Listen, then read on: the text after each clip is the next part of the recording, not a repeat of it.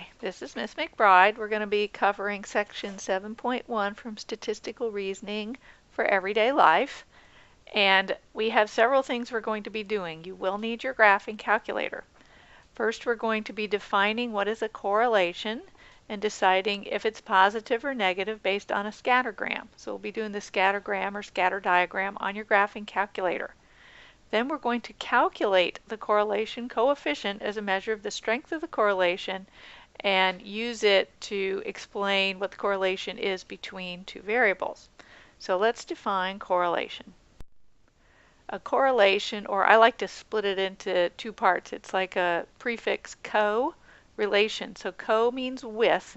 So correlation means that a correlation, a relationship exists between two variables, which we will define. And we look at them with how they correlate to each other. As the higher value of one variable consistently goes higher with the values of another variable, in other words, as one gets bigger, so does the other one get bigger. Or when high values of the one consistently go with lower values of the other variable. Or in other words, as one gets bigger, the other one gets smaller. So here's a few examples. So there is a correlation between the variables amount of smoking and likelihood of lung cancer. In other words, the heavier the smoking is, the more likely you are to get lung cancer. So as one gets higher, the other gets higher. That would be a positive correlation. There's a correlation between variables height and weight. Taller people tend to weigh more, so the higher the height, the higher the weight. That's a positive correlation. There's a correlation between the variable's demand for apples and the price of apples. So this time, as demand decreases, the price increases. That's a negative correlation. So when there's less of the item, the price gets higher. People are willing to pay more. All right, and let's see, last one. There's a correlation between practice time and skill among piano players. Those who practice more tend to be more skilled. Now this is also true in math and generally in studying. There's a positive correlation between the time you practice it and the skill that you exhibit. Now a correlation does not necessarily mean one causes the other, and that's a really important thing we're going to be talking about in another part of this chapter is causality and how correlation does or does not necessarily mean one or the other. So in other words, it doesn't mean that, yeah, I'll just stop there. We'll talk more about that in a minute. All right, so suppose there really were a gene that made people prone to both smoking and lung cancer. Explain why we would still find a strong correlation between smoking and lung cancer in that case, but we would not be able to say that smoking causes lung cancer. So in other words, they're related to each other. There could be some underlying thing, in other words, a gene that makes it prone. But that doesn't say that smoking causes lung cancer. It just says that gene is an underlying factor that both of these things can occur given a gene is there. All right, so let's take a look at how we can do a little bit of diagnostics on if something has a correlation or not. The first thing we usually do is make a scattergram or a scatter plot, which is a graph in which each point represents the values of two variables. So in other words, we're going to have an x, y axis. All right, so we have things that are in a different order than we're going to be putting them into our calculator. I'll point that out later. So this has just got a whole bunch of information on it. So I have a diamond number. I have a price for that diamond. I have a weight in carat for that diamond. I have its depth. I don't know what table is, I will have to admit. Table is the size of the upper flat surface. There, I just learned something about diamonds. Color, I know. There's colorless, and then there's clarity, which one is a flawless diamond, and 6 indicates defects can be seen by the eye. So when you go diamond shopping, these are the things they tell you should know about, is your 3 C's, your carats, your color, and your clarity. Okay, so what we're going to do is we're going to make a scatter plot, and we're just going to choose the two items, weight and price, to see if they have a correlation. Are they related to each other? So to do so, here's the steps we do. Now we're going to do this on the graphing calculator, but if you do it by hand, we want to assign one variable to each axis, and we'll label the axis with the values that comfortably fit all that data. So we're going to scale it.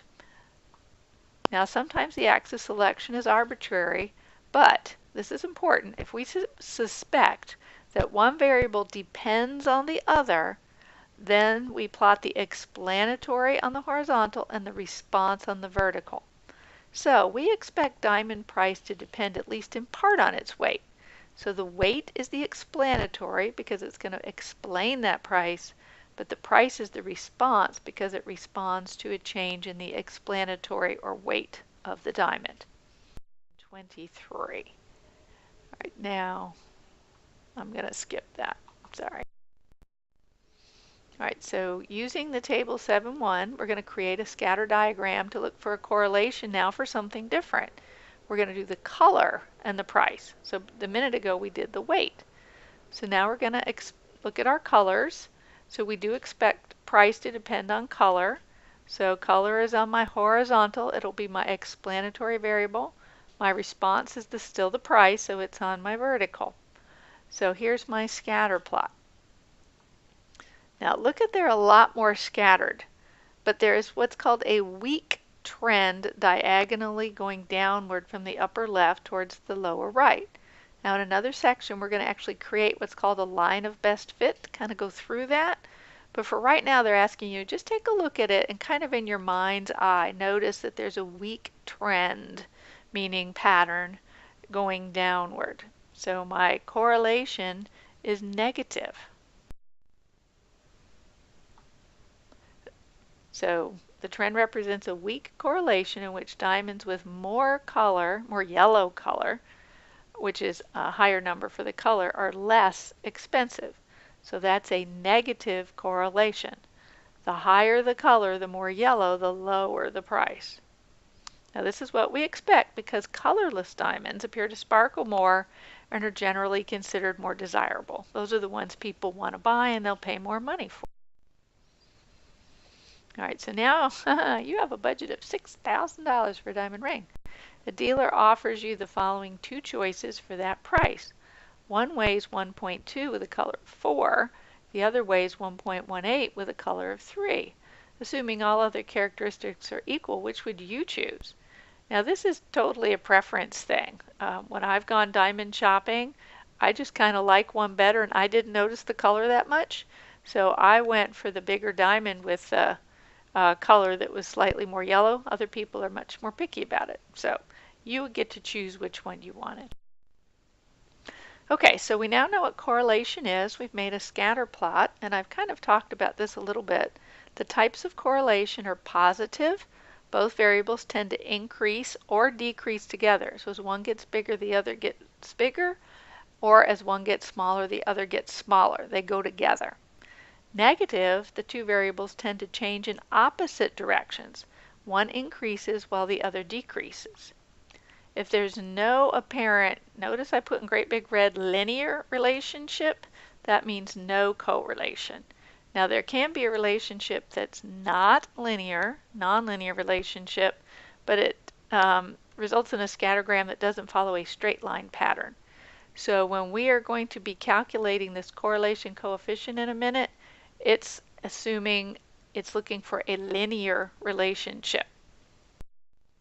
All right, so that leads right into how do we measure the strength of the correlation.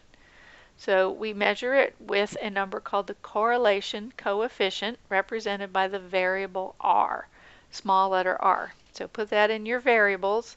You now have x bar, which is the mean. You have n, which is a sample size. You have s, which remember was your sample standard deviation. Now we have r, which is the correlation coefficient. So properties of that correlation coefficient, once I've calculated it, what does it mean? All right, it has a range of -1 to 1, first off. If there's no correlation, it follows no pattern at all, positive or negative, then the correlation is 0, linearly. It doesn't mean it doesn't have a relationship, it means it has no linear relationship. Now, if there is a positive correlation, the value of the correlation coefficient R is positive, so it will be between 0 and up to 1. Both variables are increasing together. This thing called a perfect positive, we'll see a picture in a minute, in which all the points on the scattergram lie in an ascending straight line, is very unusual, but that would be a perfect correlation coefficient of 1. So if values are close to 1, that means a strong positive correlation. And you're going to be asked to use these words. So close to 1 is strong positive. Positive values closer to 0 mean a weak positive. And a couple of times in the homework they've used the word moderate. That's about 0.5. So it's not really strong, it's not really weak, it's kind of moderate. It's in the middle, it's around 0.5 correlation. All right, what about negatives? Same idea. If there's a negative correlation, it's going to be between -1 and 0. When one variable gets bigger, the other one gets smaller. They go in opposite directions. A perfect negative correlation, which is again is highly unusual, has a correlation coefficient of -1. See a picture in a minute. Values of R close to -1 mean a strong negative, and values closer to 0 mean a weak negative. And again, if you have something around 0.5, it's considered a moderate, or kind of in the middle-ish. All right, so notice these detailed descriptions here. It gives you a word description along the bottom, and it also gives you an R value up at the top. So look at picture A there. It says it's a weak positive correlation. In other words, you can see as X gets bigger or moves to the right, Y gets bigger because it's going up. So these ordered pairs that we're plotting, as X gets bigger, so does Y. But it's really far scattered out. They aren't really clustered closely, so it's a weak positive, and they estimate it at about R is 0.3. For B, notice you're much more tightly clustered and you're still rising. So R is 0.7. This is a strong positive. And there's that perfect positive in C, where that line, each of the points just makes a perfect straight line, and R is 1. All right, so when we go on to D, this one's a weak negative. It's pretty clustered all over the place, but I can still see that downward trend. So that's a weak positive around -0.3 for the correlation coefficient. The next set in C is a strong negative. They're much closer together, tightly packed in a little bit, but still going downwards in a slope. So as X is getting bigger, Y is getting smaller. So your correlation coefficient R is about -0.7, and F is that perfect -1 where it just lines up perfectly. Now R equals 0, G says there's no correlation, there's no trend up or down or anything there. Now H has a non-linear correlation. So when we calculate the correlation coefficient on that, it could still be 0 because there is no linear, but that doesn't mean there's no correlation. So the 0 indicates no linear correlation, even though there could be a non-linear one. We cannot measure that with the values we're going to look at. All right, so, and I just went through each of these. I just kind of like to look at them all at once. All right, those are the positives. Here are the negatives. Here's our no correlation. And again, be careful, that meant linear, but this one does show a nonlinear relationship. It looks like a parabola for those of you who've studied some algebra. So linear means along a straight line. Nonlinear means not along a straight line. It could be a curve. So let's take a look at U.S. farm size. Figure 7.5 shows a scatter diagram for the variables. My explanatory is the number of farms across the bottom horizontal axis, and the mean farm size is up the horizontal, or the average size in acres. So each dot represents data from a single year between 1950 and 2000 on this diagram. So the earlier years generally on the right, and the later years are on the left. All right, so we're going to estimate And notice it's labeled at the top there, U.S. Farms 1950 to 2000. So we're going to estimate the correlation coefficient by comparing this diagram to those in figure 7.3. All right, and discuss the underlying reasons. Well, I can look at this and see it's definitely a downward trend. As the number of farms gets bigger, the average size is decreasing. So that's going to be a negative correlation, and it's pretty strongly descending there. Those are really tightly clustered, but they're not perfect. So I would say that was a strong negative correlation. They come up with an estimate of around -0.9. I like to use my graphing calculator to figure that out. So if I was going to come back, once we learn how to do that, I would write down the ordered pairs here and put these in my calculator, and I have to just pull them off the graph. So if I was putting those into ordered pairs, it looks like there's 2, and then I go up the scale, 450, between 450 and 500, so 475. So it looks like there's a 2, 475, maybe a 2.1, 475, 2.1, 450. So I'm just pulling those ordered pairs right off, and I can put those in my calculator. You've got 1 or 2 on your homework that they're going to expect you to do that. All right, so the correlation shows that as the number of farms goes down, the size of the remaining farms increase, interestingly. So this is a basic change in the nature of farming, and I have family who farms, and this is correct. This is exactly what happened as time went by. Most farms were small family farms, and then people went and bought them up to create these agribusinesses. So the small farms became replaced by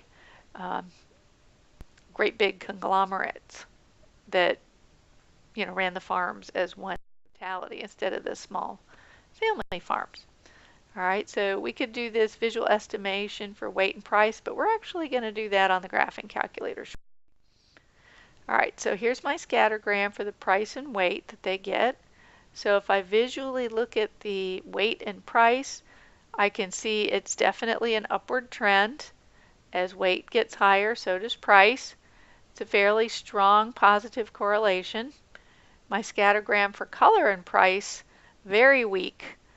It is generally downward, but it's going to be getting close to 0. So that would be a weak negative. As color gets higher, price gets smaller. All right, so I want to actually do this on the TI 8384. So if you go to page 244, here's the instructions. I cut them out and pasted them here for you. So we want to make a scatter plot. So get your, pause this and go find the table, because I can't go back to that slide. I'm going to keep this up. So go get your table. It's on page 239. And we are going to look at making the scatter plot of the weight and the price. So we're going to put weight in L1 and we're going to put the price in L2. Once they've done that, I obtain my scatter plot by going to the second y equals stat plot. So look for that and press enter to turn the plot on, and then enter to select the first type of graph, which looks like a scatter plot. You'll see those X list and Y list labels that say we're putting X in L1 and Y is L2.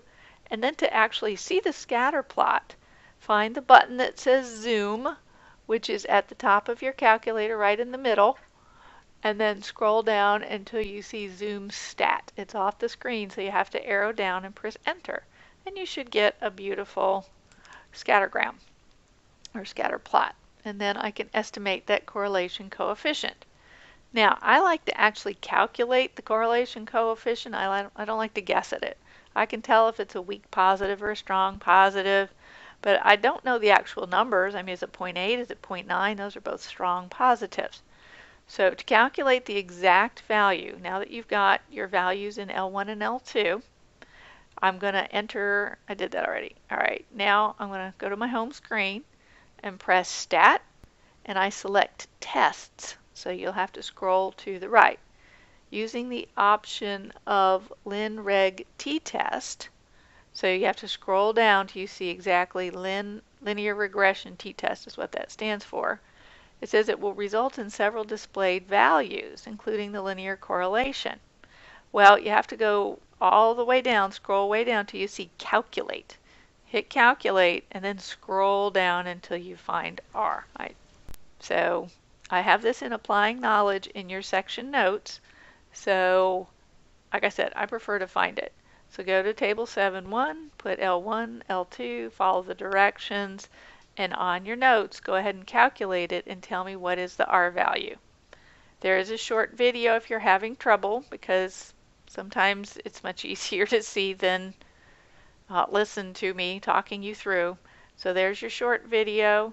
You can just click it if you're on the regular PowerPoint, or if you're watching the video, you can close the PowerPoint and then cut and paste this and watch the little short video to see how to do it, and then you can answer the question.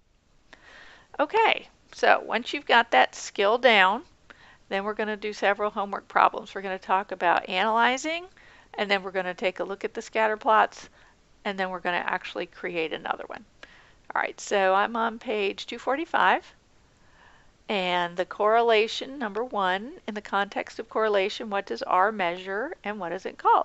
All right, so the correlation coefficient, and it measures the correlation between two variables. It can be between -1 and 1, strong is closer to 1, weak is closer to 0. Number 2, what is a scatter plot and how does it help us investigate correlation? A scatter plot is a nice diagram or picture of a two-variable graph, and we can use it to investigate correlation by looking to see if things are rising or falling or how the dots compare to each other. That's what a correlation is. Number 3, after computing the correlation coefficient R from 50 pairs of data, you find R equals 0. Does it follow there is no relationship? Why or why not? Now this one's kind of a sneaky question. Because it doesn't say there's no linear relationship, the answer is no, it does not follow. If it's 0, I know there's no linear relationship, but there could be another relationship. It could be exponential, it could be a parabola, some of the other shapes that could occur in clusters, but the R equals 0 means it's not linear. Number 4, scatter plot. One set of paired data results in R equals 1, and a second set results in R equals -1. How do the corresponding scatter plots differ? Well, because they both have a value of 1 or -1, they're perfect correlations, but the R equals 1 is rising. That as one variable gets higher, so does the second one. For R equals -1, as one value gets higher, the other one goes down. It goes in the opposite direction. But they're both perfect correlations. So does it make sense? We'll do 5 and 6. So births. A study showed that for one town, as the stork population increased, this one cracked me up. I just had to talk about it. What kind of a town has a stork population anyway? All right, as the stork population increased, the number of births in the town also increased.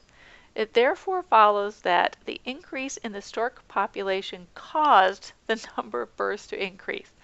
No, that makes absolutely no sense. For those of you who may not be from a place that has the silly story about storks bring babies, you're probably wondering what in the world this has to do with each other. But in certain cultures, there's an old wives' tale that storks bring babies. So this makes absolutely no sense that if a stork population increased, there's any cause for births, and I'm assuming births of children, not other storks. Number 6, positive effect. An engineer for a car company finds that by reducing the weight of various cars, in other words, the weight goes down, the mileage increases. It goes up. So before it says anything else, let's think about that. So weight goes down, mileage goes up. They're going in opposite directions. That means I have a negative correlation. Now that's a good thing.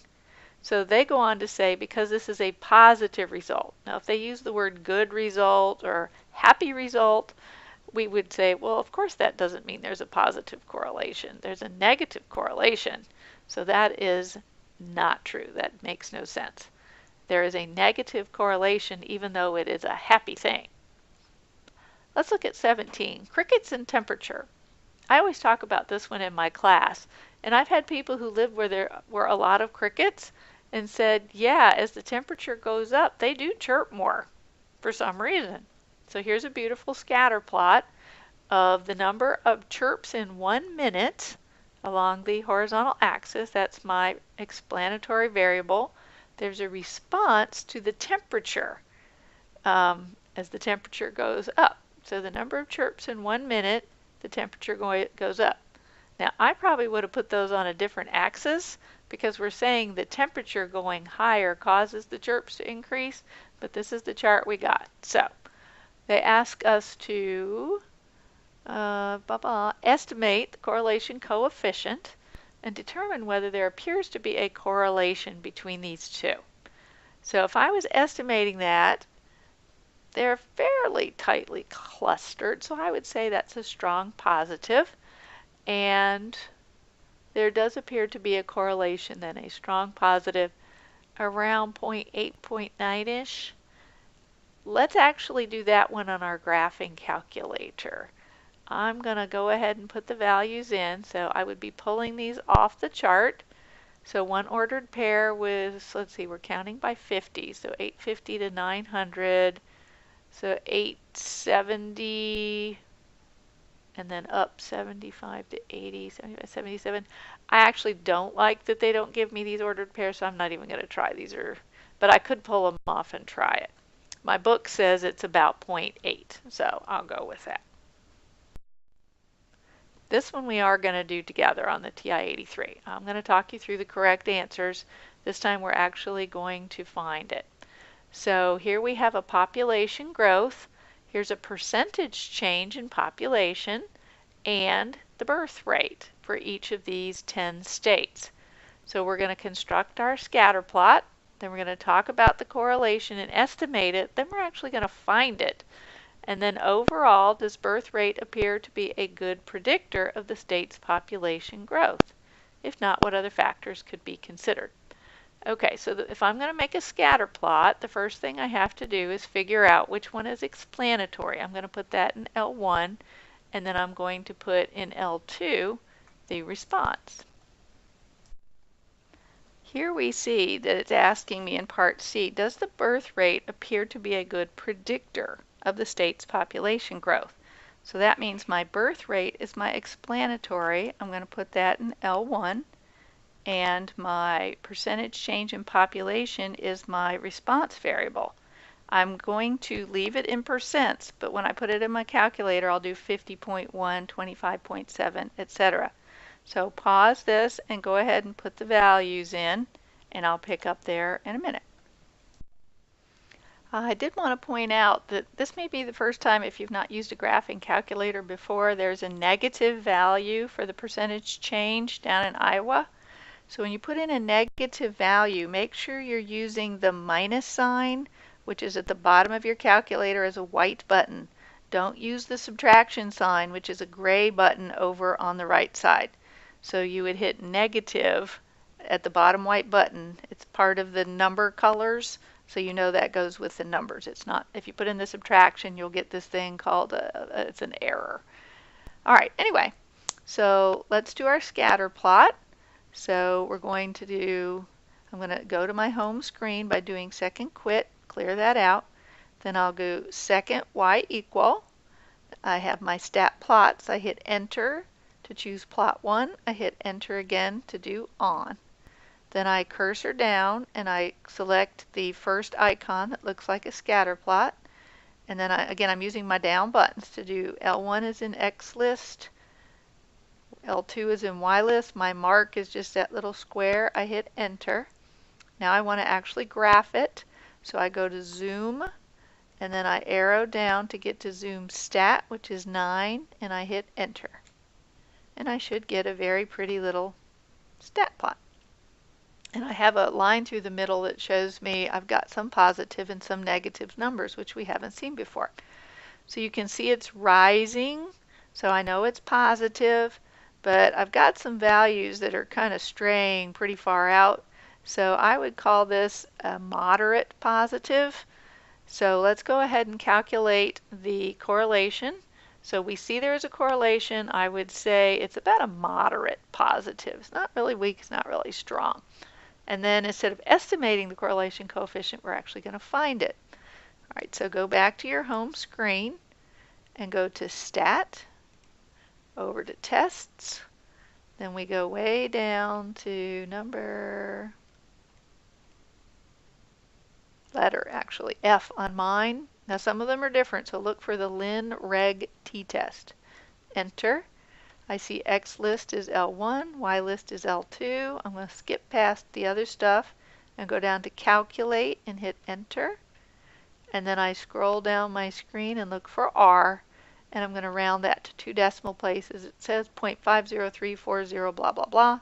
So 0.50, which again is a moderate. It's right in the middle of your from 0 to 1. So that verifies our characterization of a moderate positive.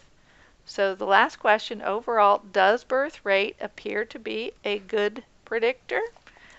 Well, it does give some indication of population growth rate, but other things also could be affecting it. So it's not a good predictor, it's okay. But again, that 0.5 is moderate. So some other things that might be a factor are immigration, also death rates would affect the growth rate, because remember, I got people dying as well as people being born that could also affect the population growth. All right, so if you did not get those results on your graphing calculator, make sure to go watch that little video. It's in the Chapter 7 folder, or you can cut and paste the URL right off your PowerPoint. All right, thanks so much.